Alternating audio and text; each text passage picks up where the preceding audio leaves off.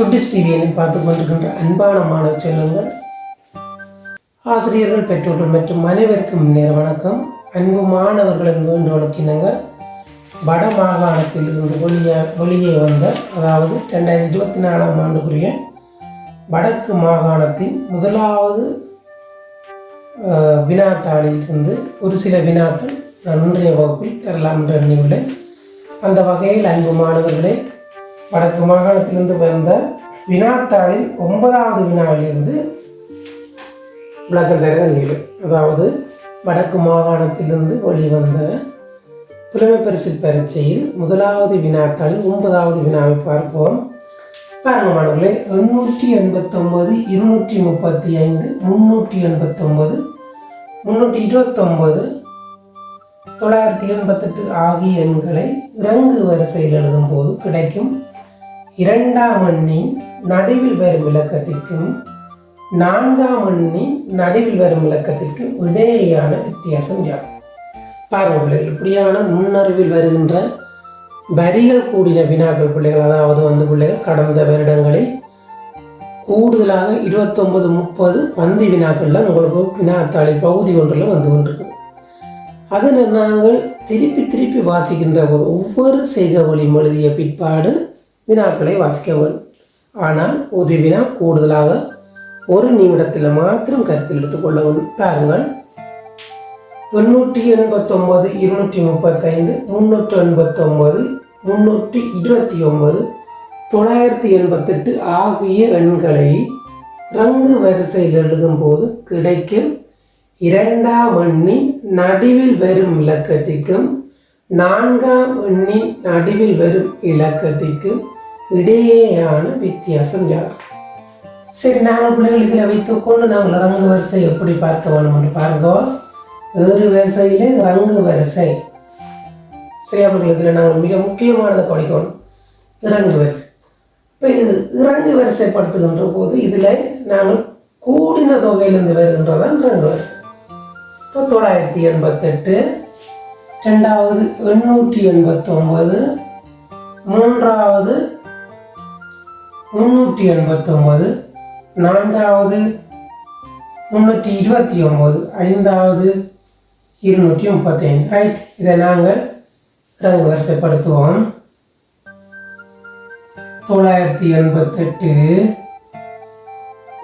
2வது எண்ணிக்கை 889, 3வது 389, 4வது 329, 5வது 235. எங்களுக்கு கேட்கின்ற வினா 2ஆம் வினா எண்ணின் நடுவில் வரும் இலக்கத்திற்கு 4ஆம் எண்ணின் நடுவில் வரும் இலக்கத்திற்கு. ரைட், அப்போ நாங்கள் இறங்கு வரிசைப்படுத்திட்டோம். அப்போ இதில் முதலாவது எண், இது 2வது எண், 3வது எண், 4வது எண், 5வது. இப்போ நான் அதை பாருங்கள், அடையாளம் விட்டுருக்கிறேன். நீங்களும் செய்க வழியில் செய்து பார்க்கின்ற போது வினாத்தாளி பென்சிலால் அடையாளம் விட்டு பிற்பாடு அதை அழித்து விட வேண்டும். இப்போ 2ஆம் எண்ணின் நடுவில் பிள்ளைகள், 2ஆம் எண்ணின் 889, 2ஆம் எண்ணின் நடுவில் வரும் இலக்கத்துக்கு நடு என்றது 8. 4ஆம் எண்ணின் நடுவில் வரும் இலக்கம் 4ஆம் எண்ணுங்க பிள்ளைகள் 329, 4ஆம் எண். இவை ரெண்டுக்கும் இடையிலான வித்தியாசம் 8லிருந்து 2 கழித்து வித்தியாசம் என்றால் கழிக்க வேணும் 6. சரி, அப்போ இதில் முதலாவது விட வந்திருக்குது 11, 2வது விட வந்திருக்குது 6, 3வது விடை 18. எங்களுக்கு விடை என்னவா? 6. திருப்பி பாருங்க வினாவை. 889, 235, 389, 329, 988 ஆகிய எண்களை இறங்கு வரிசையில் எழுதும் போது கிடைக்கும் 2ஆம் எண்ணின் நடுவில் வரும் இலக்கத்திற்கும் 4ஆம் எண்ணின் நடுவில் வரும் இலக்கத்திற்கும் இடையேயான வித்தியாசம் யாது? அப்போ நாங்கள் இறங்கு வரிசைப்படுத்துகின்ற பிள்ளைகள் 988 பெரிய எண்கள்லேருந்து குறைந்த தானம் வரி போகிறது இறங்கு வரிசை. அதாவது ஒரு வீட்டிலிருந்து மேலிருந்து கீழே இறங்கி வர்றது, கூடின படியிலிருந்து குறைந்து வர்றது இறங்கு வரிசை. இப்போ 988, 889, 389, 329, 235 இறங்கு வரிசைப்படுத்தியாயிட்டு. இப்போ 2ஆம் எண் 889 நடுவில் வார எண்ணு, 4ஆம் எண் 329 வருகின்ற நடுவில் வார எண்ணையும் இனங்கண்டு பிற்பாடு அதை கழித்து விட்டு வருகின்ற போது அதன் வித்தியாசம் ஆகும். சரியா மாணவர்களே? மாணவர்களே, இந்த வினாக்களை நாங்கள் 2 தடவை 3 தடவை கருத்தூன்றி வாசிக்கவும். கருத்தூன்றி வாசித்தால் உங்களுக்கு நுண்ணறிவு பயிற்சி என்பது மிக மிக மிக இலகுவானது. சரியாவளே? சரி, அடுத்த வினாவுக்கு செல்லும். கடிகாரம் ஒன்று ஒரு மணித்தியாலத்திற்கு ஒரு தடவை மணி ஒலிக்கும். அக்கடிகாரமானது முற்பகல் 7 மணியிலிருந்து பிற்பகல் 5 மணி வரை ஒலி எழுப்பிய தடவைகள் எத்தனை? பாருங்க பிள்ளைகள், கடிகாரம் ஒன்று எத்தனை மணித்தியாலத்துக்கு வருவோம்? ஒரு மணித்தியாலத்திற்கு ஒரு தடவை மணி ஒலிக்கும். அக்கடிகாரமானது முற்பகல் 7 மணியிலிருந்து பிற்பகல் 5 மணி வரை ஒலி எழுப்பிய தடவைகள் எத்தனை? பிள்ளைகள், நான் இப்போ இந்த கேள்வி எழுதிட்டு எழுதுகின்ற போதும் வாசிக்கின்ற போதும் எங்களுக்கு வினாவிற்கு முக்கியமான சொற்கள் எவை என தெரிந்து அது கீழே கொடுக்குறேன். பார்த்தீங்களா? இப்போ நீங்களும் அதே மாதிரி தான் ஒவ்வொரு வினாக்களையும் வாசிக்கின்ற போது எங்கே எங்களுக்கு முக்கியமான சொல் இருக்கின்றதோ அதை கருத்தில் எடுக்க வேண்டும். இப்போ பாருங்க, கடிகாரம் ஒன்று ஒரு மணித்தியாலத்திற்கு ஒரு தடவை மணி ஒலிக்கும். அக்கடிகாரமானது முற்பகல் 7 மணியிலிருந்து பிற்பகல் 5 மணி வரை ஒலி எழுப்பிய தடவைகள் எத்தனை? இதில் எங்களுக்கு தந்திருக்கிற வினா, முதலாவது விடை 9, 2வது விடை 10, 3வது விடை 11. வரும் இலகுவான ஈஸியான வினா. இதில் எங்களுக்கு பிற்பகல் என்று வந்தால் பிள்ளைகள் அதை நாங்கள் உடனடியாக நியம நேரமாக மாற்றுவோம். நியம நேரம் என்பது எனது சேனலில் அதை பற்றி விளக்கமாக விளங்கப்படுத்தியுள்ளேன். பாருங்கள், பிற்பகல் என்று வந்தால் பிள்ளைகள் நாங்கள் தருகின்ற நேரத்துடன் 12 கூட்டவனும். 5ஓட 12 கூட்டினா எங்களுக்கு எத்தனை மணியாம்? 5, 12, 17. அதிலிருந்து எங்களுக்கு என்னவா? 7 மணியை கழிக்க வேண்டும். 7 மணி என்ன செய்யணுமா பிள்ளைகள்? கழிக்க வேண்டும். கழிங்கோ. 0ல் 0 போனால் 0, 0ல் 0 போனால் 0, 17ல் 7 போனால் 10. இந்த விடயங்களுக்கு ஏனென்று சொன்னால் முற்பகல் 7 மணியிலிருந்து நாங்கள் கழிக்க பிள்ளைகள் 7 மணி கவனத்தில் வராது. கழிக்க நாங்கள் 7 மணியை கவனத்தில் எடுக்க மாட்டோம். ஆனால் 7 மணியிலிருந்து சொல் வருகின்ற போது எங்களுக்கு கழித்து வந்த விடையோட ஒன்றை கூட்டவன் 11. அதை நினைச்சிங்களோ? பாருங்க, கடிகாரம் ஒன்று ஒரு மணித்தியாலத்திற்கு ஒரு தடவை மணி ஒலிக்கும். பல ஆலயங்களில் இந்த மணி ஒலிப்பதை நீங்கள் அவதானித்திருப்பீர்கள். அக்கடிகாரமானது முற்பகல் 7 மணியிலிருந்து பிற்பகல் 5 மணி வரை ஒலி எழுப்பிய தடவைகள் எத்தனை? சரி, நாங்கள் கைகளால் அதை பார்க்கின்ற போது பாருங்க, 7லேருந்து ஒலிக்குதில்ல?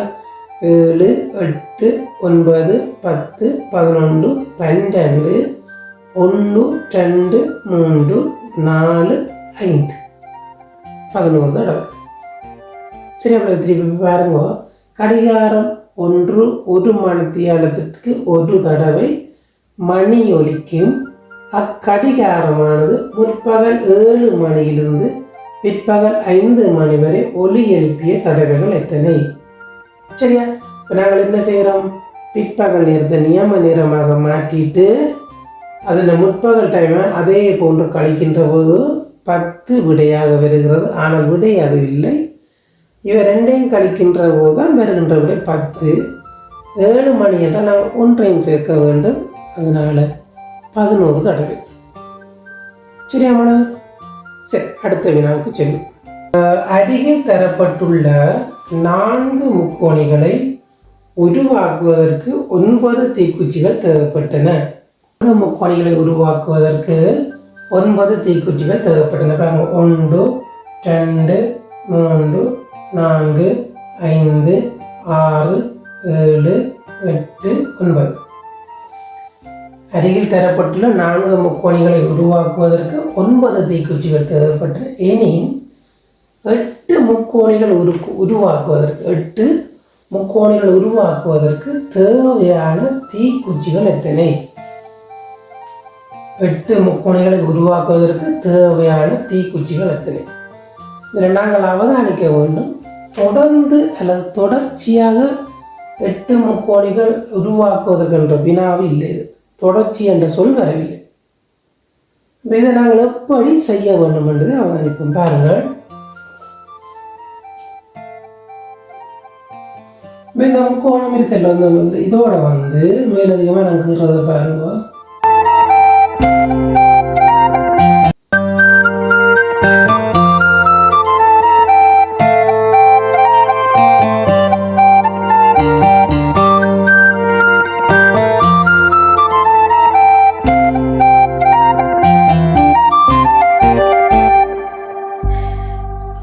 ஒரு முக்கோணம், 2 முக்கோணம், 3 முக்கோணம், 4 முக்கோணம், 5 6 7 8. சரி, அப்படியே அப்போ என்ன கேள்வி? 8 முக்கோணிகளை உருவாக்குவதற்கு நாங்கள் தொடர்ச்சி என்ற சொல் வரவில்லை. நாங்கள் அறுகோணி வடிவில் 1 2 3 4 5 6 அறுகோணி வடிவில் உருவாக்கிவிட்டு பிறகு 2 முக்கோணத்தை மேலதிகமாக உருவாக்கி விட்டுருக்கோம். சரி, இது எத்தனை தீக்குச்சிகள் அவதானிப்போம்.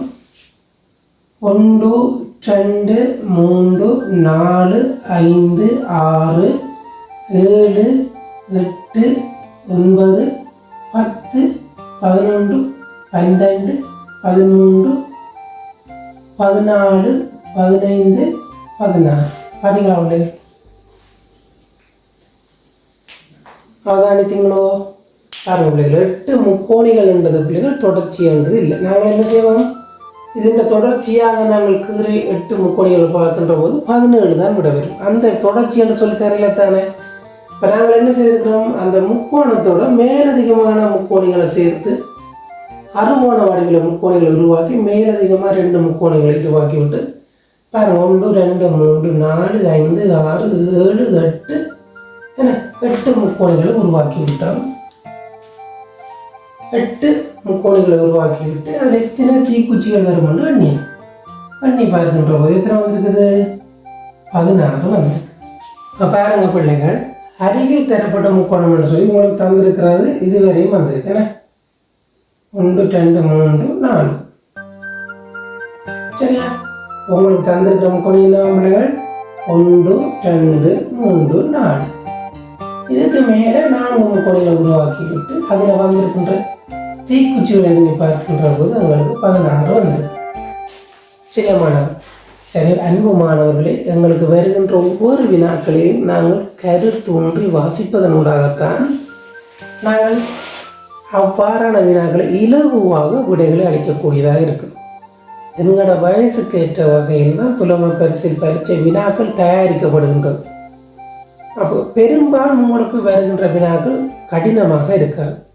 நீங்கள் அவதானித்து கருத்தூன்றி வாசிப்பதன் ஊடாகத்தான் இலகுவாக்கி கொள்ள முடியும். சரியா மாணவர்களே? மீண்டும் இதன் தொடர்ச்சியான வினாக்களை நாங்கள் அடுத்தடுத்த வீடியோக்களில் பார்ப்போம் அல்ல அவதானிப்போம் என்று கூறிக்கொண்டு சுட்டிஸ் டிவியுடன் இணைந்து கொள்ளுங்கள். சுட்டிஸ் டிவியில் இணைந்து கொள்ளாத சப்ஸ்கிரைப் செய்யாத மாணவர்கள் அதனை சப்ஸ்கிரைப் செய்வதனூடாக என்னால் தரப்படுகின்ற வீடியோக்கள் அனைத்தும் நீங்கள் தேடாமலே உங்களது ஃபோன்களிலும் சரி கம்ப்யூட்டர்களிலும் சரி வந்து கொள்ளும். சரி மாணவர்களை, மீண்டும் உங்களை நான் சந்திப்பேன். நன்றி.